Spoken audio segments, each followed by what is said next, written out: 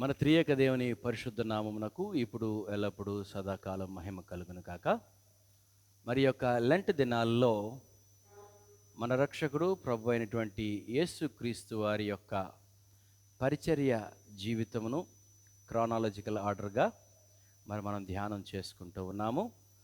ఈ యొక్క లెంట్ దినాల్లో 10వ దినమందు మనం ధ్యానం చేసుకున్నటువంటి అంశము యేసుక్రీస్తు వారు కొండ మీద ప్రసంగంలో ధన్యతల వాక్యాలను గురించి ఇంతకుముందు అధ్యాయంలో మనం ధ్యానం చేసుకుని ఉన్నాం. నేటి దినమందు ఆ యొక్క కొండ మీద ప్రసంగంలోనే యేసుక్రీస్తు వారు ఆయన యొక్క రాజ్య వారసులు. యేసుక్రీస్తు వారు సెలవిస్తూ ఉన్నారు, పరలోక రాజ్యము సమీపించి ఉన్నది కనుక మారు మనసు పొందండి. ఆయన ఆ మాట సెలవిచ్చి ఆయన యొక్క పరిచర్యను యేసుక్రీస్తు వారు ప్రారంభించారు. అదేవిధంగా ఆ యొక్క కొండ మీద ప్రసంగంలో మొదటి ధన్యతా వాక్యాన్ని మనం గమనించినట్లయితే, ఆత్మ విషయమై దీనులైన వారు ధన్యులు, పరలోక రాజ్యము వారిది. సో ఈ విధంగా పరలోక రాజ్యమును గురించి అనేక విషయాలు యేసుక్రీస్తు వారు సెలవీయటము మనం చూస్తున్నాం. నేటి దిన అధ్యయనం యొక్క అంశము రాజ్య వారసులు లేదా దేవుని రాజ్యమున యొక్క సాక్షులు, the witness of the Kingdom of God. దేవుని యొక్క రాజ్య సాక్షులుగా లేదా దేవుని రాజ్య వారసులుగా మనము ఏ విధంగా ఈ లోకంలో జీవించాలో నేటి దిన అధ్యయనంలో మనం ధ్యానించబోతున్నాం. ఏర్పాటు చేయబడినటువంటి బైబిల్ పాఠములు మత్తయి సువార్త 5వ అధ్యాయము 13వ వచనము నుండి 20వ వచనం వరకు. అదేవిధంగా నిర్గమకాండము 19వ అధ్యాయము 5వ వచనము 6వ వచనం. అదేవిధముగా కీర్తనలు 112వ కీర్తన. యొక్క 3 పాఠ్య భాగాల్లో నుండి మనం ఏ విధంగా క్రైస్తవ సాక్షులుగా, శిష్యులుగా, దేవుని యొక్క రాజ్య వారసులుగా ఆయన సెలవిచ్చిన రీతిగా ఆయన యొక్క గుణాతిశయములను ఈ లోకములో మనము ప్రచురం చేయాలి. వాక్యాన్ని గమనించినట్లయితే మనకు ఏర్పాటు చేయబడినటువంటి ఈ యొక్క పాత నిబంధన పాఠము నిర్గమకాండము 19వ అధ్యాయం 5-6 వచనాలు, మత్తయి సువార్త 5వ అధ్యాయము 13 నుండి 20 వరకు. ఈ 2 సందర్భాలని మనము గమనించినట్లయితే ఆ యొక్క నిర్గమకాండములో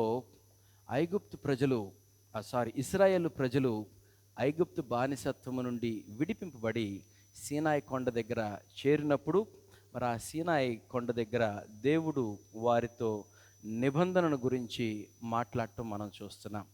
అదేవిధంగా మత్తయి సువార్తలో కూడా యేసుక్రీస్తు వారు ఆ గలిలయ సముద్రము దగ్గర ఉన్నటువంటి ఆ కొండ మీద, అది కూడా సెర్మన్ ఆన్ ద మౌంట్, ఈ 2 కూడా కొండ మీద నుండి పలికినటువంటి మాటలుగా మనం చూస్తూ ఉన్నాం. ఇక్కడ మత్తయి సువార్త 5వ అధ్యాయం 13 నుండి 20 వరకు మనము ధ్యానిస్తున్నటువంటి ఈ యొక్క భాగాన్ని మనం గమనించినట్లయితే, యేసుక్రీస్తు వారు మత్తయి సువార్తలో ఒక సుదీర్ఘమైనటువంటి ప్రసంగాన్ని కొండ మీద ఆయన ప్రసంగించటం మనం చూస్తూ ఉన్నాం. మత్తయి సువార్త 5వ అధ్యాయము, 6వ అధ్యాయము, 7వ అధ్యాయం, ఈ 3 అధ్యాయాలని 7 రకాలుగా మనము విభజించి చూసినట్లయితే మత్తయి సువార్త 5వ అధ్యాయము మొదటి 12 వచనాలు రాజ్య వారసుల యొక్క స్వభావము లేదా వారి యొక్క సహజ ప్రవర్తన ఈ లోకంలో ఏ విధంగా ఉండాలో 5వ అధ్యాయము మొదటి 12 వచనాల్లో తెలియజేస్తున్నాడు. నేటి దినము మనం ధ్యానం చేసుకున్నటువంటి అంశము 2వ భాగంగా చూసినట్లయితే మత్తయి సువార్త 5:13 నుండి 16 వరకు రాజ్య వారసులు ఏ విధంగా ఈ లోకములో ప్రభావాన్ని చూపించాలి, ఏ విధంగా ఈ లోకాన్ని ప్రభావితం చేయాలి అనేటువంటి విషయము యొక్క కొండ మీద ప్రసంగంలో 2వ అంశంగా చూస్తున్నాం. అదేవిధంగా కొండ మీద ప్రసంగము 3వ అంశము మత్తయి సువార్త 5వ అధ్యాయము 17వ వచనం నుండి 48వ వచనం వరకు రాజ్య వారసులు దేవుడు ఏర్పాటు చేసినటువంటి ఆ యొక్క చట్టము, నియమము, నిబంధన, కట్టడ, విధులు ఏ విధంగా వారు లోబడి రాజ్య వారసులుగా ఈ లోకంలో జీవించాలో అది 3వ అంశంగా చూస్తున్నాం. 4వ అంశముగా ఈ యొక్క రాజ్య వారసులు మరి ఎటువంటి నీతి క్రియలు ఈ లోకంలో జరిగించాలో తెలియచేస్తూ ఉన్నది. 5వదిగా 6వ అధ్యాయం 19వ వచనం నుండి 34వ వచనం వరకు దేవుని రాజ్య వారసులు మరి ఇహలోక సంపదల విషయంలో ఏ విధంగా ప్రవర్తించాలి, మరి పైనున్న వాటినే వెదకండి, ఈ లోకంలో క్షేమైన వాటి మీద మన యొక్క మనసు ఉంచకూడదని చెప్పి మరి అక్కడ ఆ విధంగా చెప్పడం మనం చూస్తూ ఉన్నాం. అదేవిధంగా 6వ అంశముగా మత్తయి సువార్త 7వ అధ్యాయము మొదటి 12 వచనాలు గమనించినట్లయితే మరి యొక్క రాజ్య వారసులు ఇతర క్రైస్తవులతో, క్రైస్తవేతరులతో, నామకార్థ క్రైస్తవులతో ఏ విధంగా ఈ లోకంలో ప్రవర్తించాలో అది తెలియచేస్తుంది. చివరి అంశముగా 7వ అంశముగా రాజ్య వారసులు ఏ పునాదిపై, ఏ స్థలంపై నిలబడి దేవుడు అప్పగించినటువంటి ఈ పనిని చేయాలో, ఈ విధంగా ఈ 3 అధ్యాయాలని 7గా విభజించి చూస్తే ఈ విషయాల్ని మనం గ్రహించగలం. సో యేసుక్రీస్తు వారు కొండ మీద పరలోకపు రాజ్యాంగాన్ని తెలియచేయటం మరి మనం చూస్తూ ఉన్నాం. ప్రతి దేశానికి ఈ లోకంలో మరి వారికి ఒక కాన్స్టిట్యూషన్ ఉంటుంది, రాజ్యాంగం ఉంటుంది. ఆ రాజ్యాంగం ప్రకారము మరి వాళ్ళు ఈ లోకంలో మరి యొక్క అడ్మినిస్ట్రేషన్, ఈ ప్రభుత్వాన్ని నడిపిస్తూ ఉంటారు. మరి యేసుక్రీస్తు వారు కూడా ఈ లోకంలోనికి వచ్చినప్పుడు మరి పరలోకపు రాజ్యాంగాన్ని ఈ లోకంలోనికి తీసుకొని వచ్చి ఆ దేవుని రాజ్యమునకు సంబంధించిన అనేక విషయాలు ఈ కొండ మీద ప్రసంగంలో తెలియచేయటము మరి మనము చూస్తూ ఉన్నాం. మరి నేటి దినమందు ఈ యొక్క 2వ అంశముగా రాజ్య వారసులు, దేవుని రాజ్యంలో జన్మించిన నీవు నేను, లేదా క్రీస్తుని రక్షకునిగా అంగీకరించినటువంటి నీవు నేను ఈ లోకాన్ని ఏ విధంగా ఆయన యొక్క గుణాతిశయములు, ఆయన లక్షణములు, ఆయనకు గుణము, ఆయన ఎటువంటి వాడో దాన్ని మనము మన యొక్క జీవితము ద్వారా ఈ లోకంలో తెలియచేయాలి. పౌలు భక్తుడు కూడా ఆ విషయాన్ని తెలియజేస్తున్నాడు. చూడండి, దేవుడు సంఘముగా మరి మనలందరినీ ఏర్పాటు చేసుకున్నాడు. నా సంఘాన్ని నేను కడతాను అంటున్నాడు. ఆయన సంఘముగా కట్టబడినటువంటి నీవు నేను మరి పౌలు భక్తుడు ఈ విధంగా సెలవిస్తున్నాడు. కొరింథీయులకు రాసినటువంటి 2వ పత్రిక 3వ అధ్యాయము 18వ వచనంలో, మనమందరమును ముసుకులేని ముఖముతో ప్రభువు యొక్క మహిమను అద్దము వలె ప్రతిఫలింపజేయుచు మహిమ నుండి అధిక మహిమను పొందుచు ప్రభువగు ఆత్మచేత దేవుని పోలికగా మార్చబడుతున్నాం. సో మన యొక్క బాధ్యత, మనకు అప్పగించినటువంటి ఈ యొక్క కర్తవ్యాన్ని గమనించినట్లయితే దేవుని యొక్క మహిమను, ఆయన మంచితనాన్ని, ఆయన సుగుణాలను, ఇప్పుడు మనకు చదువుకునేటువంటి పాఠ్యభాగంలో సత్క్రియలు అనేటువంటి మాట మాట్లాడుతున్నాడు. దేవుని యొక్క సత్క్రియలు ఈ లోకంలో మరి మనందరము జరిగించాలి అని దేవుని యొక్క ఉద్దేశంగా మనం మరి ధ్యానిస్తూ ఉన్నాం, చూస్తూ ఉన్నాం. ఈ మత్తయి సువార్త 5వ అధ్యాయము 20వ వచనం మనం చదువుకున్నట్లయితే, శాస్త్రుల నీతి కంటెను పరిసయ్యుల నీతి కంటెను మీ నీతి అధికము కాని ఎడల మీరు పరలోక రాజ్యములో ప్రవేశింపనేరని మీతో నిశ్చయంగా చెప్పుచున్నాను. మరి నీవు నేను మనందరము ప్రభువుని వెంబడిస్తున్నది ఎందుకయ్యా అంటే మనందరము పరలోక రాజ్యములో చేరాలి, పరలోక రాజ్యములో ప్రవేశించాలి. ఈ యొక్క పరలోక రాజ్యము లేదా దేవుని రాజ్యము దేవుడు ఈ లోకములో ఆల్రెడీ ప్రారంభించి మనలందరినీ రాజ్య వారసులుగా చేసుకుంటున్నాడు. మరి ఈ లోకములో సంఘము ఎత్తబడిన తర్వాత ఆ రాజ్యం యొక్క రియాలిటీని, దాని యొక్క నిజస్థితిని మరి మనందరము చూడబోతున్నాం. సో ఇక్కడ ఈ లోకములో మనలందరినీ దేవుని యొక్క రాజ్యంలోనికి దేవుడు ఆహ్వానిస్తున్నాడు. ఈ యొక్క దేవుని రాజ్యములో ఉన్నటువంటి లేదా ఆయన యొక్క సంఘములో సజీవమైనటువంటి రాళ్లగున్న మనమందరము ఈ లోకములో ఉప్పు వలె, వెలుగు వలె ఈ లోకాన్ని మనము మరి ప్రభావం చూపించాలి, ప్రభావితం చేయాలి అని చెప్పి యేసుక్రీస్తు వారు సెలవిటము మరి మనం చూస్తున్నాం. సో దేవుని ప్రజలు ఆయన మనలను యేసుక్రీస్తు వారి యొక్క రక్త నిబంధన ద్వారా మనలందరినీ ఈ లోకము నుండి ప్రత్యేకపరిచారు. He set us apart from this world. మరి హోలీ అనేటువంటి మాటకు మరి అర్థం వచ్చేటువంటి ఈ యొక్క భావము ఏమనగా, హోలీ అంటే టు సెట్ అపార్ట్, ప్రత్యేకింపబడటము. సో దేవుడు మనలందరినీ మరి ప్రత్యేకించి ఈ లోకములో దేవుని యొక్క బిడ్డలుగా ప్రభావశీలమైనటువంటి వారముగా మనం ఉండాలని ఆయన ఉద్దేశిస్తూ ఉన్నాడు. అదేవిధంగా పరివర్తనాత్మకమైన వారముగా మనము ఉండాలని చెప్పి దేవుడు మనలను ప్రత్యేకించి మనకు ఈ యొక్క పిలుపునిస్తూ ఉన్నాడు. అదేవిధంగా మరి నిర్గమకాండంలో కూడా మనం చదివినట్లయితే దేవుడు మరి నిబంధన చేస్తూ ఉన్నాడు. మరి నిబంధన ద్వారా మీరు నాకు రాజులుగాను, యాజకులుగాను, పరిశుద్ధ జనులుగాను, సాక్షులుగాను ఉండాలి. ఇది దేవుని యొక్క పని నిమిత్తము, ఆయన యొక్క కార్యము ఈ లోకంలో జరిగించడం నిమిత్తము. మరి వాక్యాన్ని మనం చదివినట్లయితే నిర్గమకాండము 19వ అధ్యాయము మరి 6వ వచనం, సమస్త భూమియు నాదే కదా, మీరు నాకు యాజక రూపమైన రాజ్యముగాను పరిశుద్ధమైన జనముగాను ఉందురని మరి చెప్పుము అని చెప్పి దేవుడు మోషే ద్వారా సెలవిస్తూ ఉన్నాడు. సో ఈ విధంగా మరి మనం గమనించినట్లయితే దేవుడి లోకము నుండి ప్రత్యేకపరిచి ఆయన యొక్క మరి మిషన్, ఆయన యొక్క మనకు అప్పగించినటువంటి పరిచర్యను నిమిత్తము ప్రత్యేకపరిచి ఈ లోకములో మరి ఆయన పరిచర్య మన ద్వారా జరిగిస్తూ ఉన్నాడు. సో అదేవిధంగా కీర్తనల్లో కూడా మనం గమనించినట్లయితే మొదట మీరు దేవుని యందు భయభక్తులు గలవారై అదేవిధంగా యథార్థవంతులుగా ఉన్నట్లయితే మీరు నీతి గలవారవుతారు. అటివారు దేవుని న్యాయమును దేవుని యొక్క కనికరమును ఈ లోకంలో కనపరుస్తారని చెప్పి కీర్తనలో 112వ కీర్తన సెలవిస్తూ ఉంది. ఎవరంట? దేవుని యందు భయభక్తులు గలవారు, అదేవిధంగా దేవుని యందు భయభక్తులు కలిగి యథార్థంగా ఈ లోకంలో ప్రవర్తించువారు దేవుని దృష్టిలో నీతిమంతులు అవుతారట. ఆ నీతిమంతులకు మనం 112వ కీర్తన 4వ వచనం చదివినట్లయితే యథార్థవంతులకు చీకటిలో కూడా వెలుగు పుట్టును అని అంటున్నాడు. సో అటువంటి వారు దేవుని యొక్క నీతి న్యాయములను, దేవుని యొక్క కనికరమును ఈ లోకంలో మరి వారు కనపరుస్తారని చెప్పి కీర్తనల గ్రంథంలో నుండి కూడా మనము గ్రహిస్తూ ఉన్నాం. సో యేసుక్రీస్తు వారు సెలవిచ్చిన రీతిగా మీరు లోకానికి ఉప్పై ఉన్నారు. దేవుడు మరి ఈ యొక్క ఉప్పుతో క్రైస్తవుల్ని పోల్చటము అనేటువంటిది ఆ యొక్క విషయంలో ఉన్నటువంటి ఆంతర్యాన్ని మనము మరి గ్రహించాలి. ఇక్కడ మరి ఉప్పు యొక్క స్వభావము మనం చూసినట్లయితే ఉప్పు మీద చాలా సామెతలు ఉన్నాయి. అన్నీ వేసి చూడండి, నన్ను వేసి చూడండి అని ఉప్పు అంటుందట. అట్లాగే మరి చాలా విషయాలు ఉప్పు గురించి మాట్లాడుకోవచ్చు, కానీ 1-2 మరి ఇక్కడ మనము ధ్యానం చేద్దాం. మొదటిగా ఉప్పు, సాల్ట్, ఇట్ ప్రిజర్వ్స్.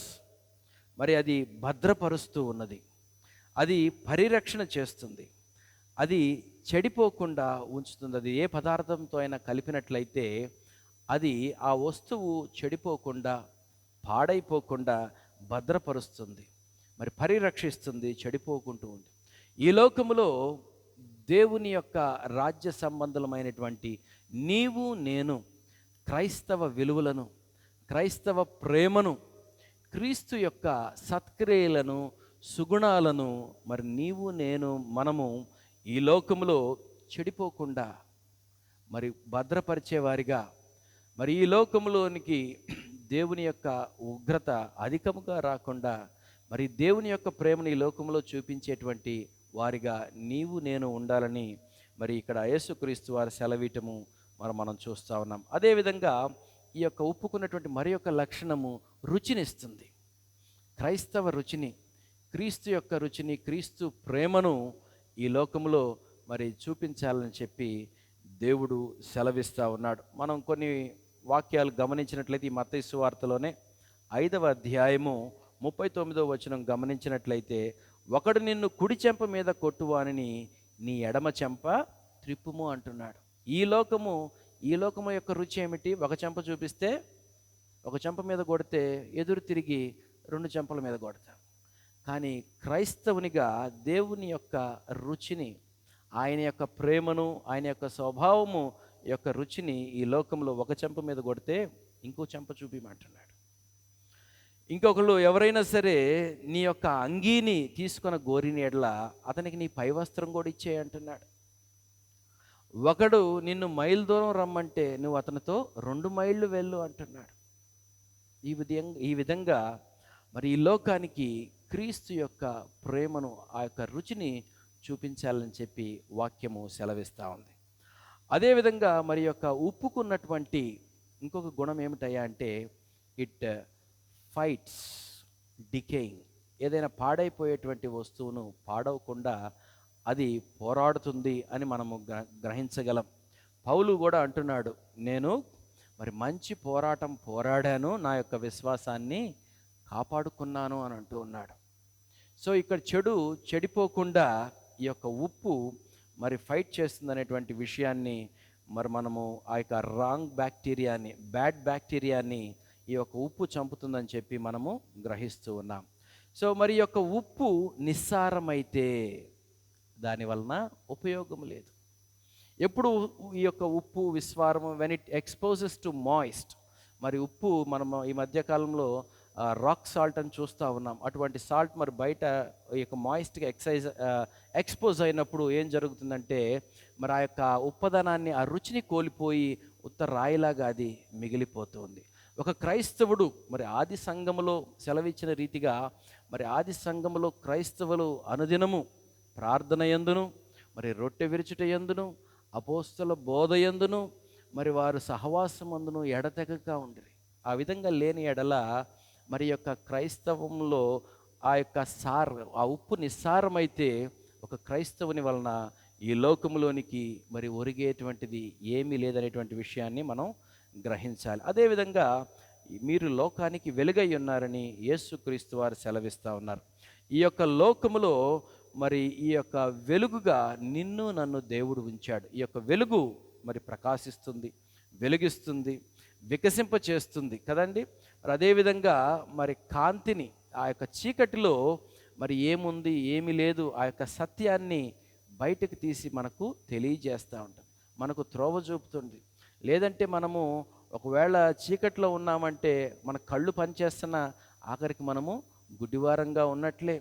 మరి యొక్క చీకటి మరి మనలను ఆ యొక్క చీకటిలో నుండి వెలుగు మనలను బయటకు నడిపించి మరి యొక్క మార్గాన్ని, లేకపోతే మన ఎదుట ఏముందో అవన్నీ కూడా మనకు తెలియచేస్తూ ఉంటుంది. సో ఈ విధంగా త్రోవ తప్పినటువంటి మనం అందరము మరి మొదట యేసుక్రీస్తు వారి లోకంలోనికి వచ్చి నేను వెలుగునని సెలవిచ్చి ఆయన మనలందరినీ సరైనటువంటి మార్గంలోనికి నడిపించాడు. మనం కూడా ఈ లోకములో మరి మంచిగా మార్గమును అనుసరిస్తూ అనేకులను మరి వెలిగింప చేసి దైవ మార్గములో నడిపించాలని మరి దేవుని యొక్క వాక్యం సెలవిస్తూ ఉంది. అదేవిధంగా ఈ యొక్క వెలుగు వాంతినిస్తుంది, శక్తిని, ఉత్సాహాన్ని, నిరీక్షణ లేని ఈ లోకములో ఊరటనిస్తుంది, ఆదరణ. అదేవిధంగా ప్రపంచానికి దేవుని యొక్క ప్రేమను ప్రతిబింబింప చేస్తుంది. ఆ విధంగా మనం ఈ లోకానికి వెలుగుగా ఉండి అనేకుల్ని వెలిగించి మరి ప్రభు సన్నిధికి నడిపించాలని సెలవిస్తుంది. ఒకవేళ మనము మరి వెలుగుగా ఉంటూ ఆ యొక్క వెలుగు కొంచెము కిందో లేదా మంచం కింద పెడితే అది లోకానికి లేదా బయట వారికి ఏమాత్రము వెలుగునియ్యదు. నేను క్రైస్తవునిగా ఉంటే నేను ఎప్పుడు ఇంట్లో నేను దేవుని ప్రార్థన చేసుకుంటా, ఈ లోకములో మరి దేవుని యొక్క ప్రేమను నేను చూపించకపోతే నా వలన ఈ లోకానికి ఏమీ ఒరగదు, ఏమీ మరి జరగదు. కనుక నేను ఒకవేళ నిజంగా దేవుని యొక్క బిడ్డనుగా ఉన్నాను అని అంటే ఈ లోకములో మరి దేవుని యొక్క మంచితనాన్ని, అదేవిధంగా ఆయన యొక్క వెలుగును ప్రసరింప చేయుట ద్వారా అనేకుల్ని ఈ యొక్క సత్య మార్గములోనికి వారు ఏ స్థితిలో ఉన్నారో మరి ఏ చీకట్లో ఉన్నారో వారు గ్రహించి ఆ వెలుగులో తమ యొక్క జీవితాలని సరిచేసుకొని దేవుణ్ణి వెంబడించడానికి మరి వీలవుతుంది. కనుక దేవుడు నిన్ను నన్ను ఉప్పుగాను వెలుగుగాను ఈ లోకములో దేవుని యొక్క ప్రభావాన్ని చూపించి అనేకుల్ని ప్రభావితం చేయాలని చెప్పి దేవుని యొక్క ఉద్దేశమై ఉన్నదని చెప్పి మనము గ్రహిస్తూ ఉన్నాం. మరి నిర్గమకాండంలో మనం గమనించినట్లయితే దేవుని యొక్క చిత్తము మనందరము పరిశుద్ధమైనటువంటి జనముగా ఉండాలని చెప్పి మరి ఆ పాత నిబంధన పాఠ్యంలో మనం చూస్తున్నాం. మరి అదేవిధంగా మత్తయి సువార్తలో మనము లోకానికి ఉప్పు వెలుగుగా ఉండి దేవుడు అప్పగించినటువంటి పరిచర్య జరిగించాలని చెప్పి తెలియజేస్తూ ఉంది. అదేవిధంగా కీర్తనలు మనం గమనించినట్లయితే మన యొక్క స్వభావము లేదా మన యొక్క లక్షణము, మన నడత ఏ విధంగా ఉండాలంటే నీతి గలవారిగాను, కనికరము, దాతృత్వము గలవారిగా ఉండాలని చెప్తున్నాడు. వాడు దాతృత్వము కలిగి బీదలకు ఇచ్చును అని చెప్పి కీర్తనలో 112:9 మరి వచనంలో మనము ఈ మాటను చదువుకుంటున్నాం. కనుక ఈ యొక్క లెంట్ దినాల్లో మరి మనం ఈ వాక్యాలను ధ్యానం చేసుకున్నటువంటి మనందరము ఈ యొక్క లెంట్ మనలను మరి ఏదైనా విషయంలో మనం ఎక్కడైనా తప్పిపోయామేమో, ఈ యొక్క ఉప్పు ఆ రుచిని కోల్పోతుందేమో, ఆ ఉప్పు సారాన్ని కోల్పోయినటువంటి స్థితిలో మనం ఉన్నామేమో, మనము మరి వెలిగించబడి ఎక్కడన్నా మన యొక్క వెలుగును కొంచెం కింద పెట్టామేమో, దాన్ని గ్రహించి బయటికి తీసి మరి మనల్ని మనము దేవునితో తిరిగి నిబంధన చేసుకొని మరి దేవుని యొక్క న్యాయాన్ని, ఆయన మంచితనాన్ని, ఆయన ప్రేమను, ఆయన కనికరమును ఈ లోకములో మరి మనము ప్రసరింపచేసి అనేకుల్ని ప్రభు వైపుకు త్రిప్పాలని చెప్పి దేవుని యొక్క వాక్యము సెలవిస్తూ ఉంది. ఆ విధంగా జీవించినట్లు దేవుని ఆత్మ మనకు సహాయం చేయనుగాక. చిన్న ప్రార్థన చేసుకుందాం. మహోన్నతుడైన మా ప్రియ పరలోకపు తండ్రి, ఈ లోకంలో ఒకప్పుడు దూరస్తులుగా ఉన్నటువంటి మమ్ములను నాయన మరి యేసుక్రీస్తు వారి యొక్క రక్త నిబంధన ద్వారా మమ్మల్ని అందరినీ నిబంధన జనులుగా చేసుకొని ఈ లోకములో మా తండ్రి ఈ లోకము నుండి వేరుపరిచి నాయన ప్రత్యేక జనాంగముగా, రాజులుగా, యాజకులుగా, మీ యొక్క సాక్షులుగా ఉంటూ ఈ లోకమునకు ఉప్పుగాను అదేవిధంగా వెలుగుగా ఉంటూ అనేకులకు నాయన మీ యొక్క మంచితనాన్ని, మీ ప్రేమను, మీ యొక్క వెలుగును చూపించడం ద్వారా అనేకులు మీ కొరకు సంపాదించినట్లు మీ కృప అనుగ్రహించమని వేడుకుంటున్నాం. ఒకవేళ పడిపోయినటువంటి స్థితిలో, నిస్సారమైనటువంటి జీవితములలో మా తండ్రి నాయన వెలుగును ఇతరులకు ప్రసరింప చేయలేని స్థితిలో ఉంటే మమ్మల్ని మేము సరిచేసుకొని మీరు అప్పగించినటువంటి బాధ్యతను నిర్వర్తించలాగున మీ యొక్క కృప మాకు అనుగ్రహించమని మమ్మల్ని అందరినీ యొక్క ధ్యానంలో పాల్గొన్న ప్రతి ఒక్కరిని మీ దయగల హస్తాలకు అప్పగించుకుంటూ రక్షకుడు మా ప్రభు యేసుక్రీస్తు వారి పరిశుద్ధ నామమున మికిలి వినయముగా ప్రార్థించి వేడుకొనుచున్నాము తండ్రి. తండ్రి, కుమార, పరిశుద్ధాత్మ త్రియేక దేవుని దివ్య సన్నిధి మీకు తోడండి. లోకమునకు ఉప్పుగాను వెలుగుగాను ఉండి లోకమును ప్రభావితం చేయనట్టు దేవుని ఆత్మ మీకు సహాయం చేయనుగాక. ఆమేన్.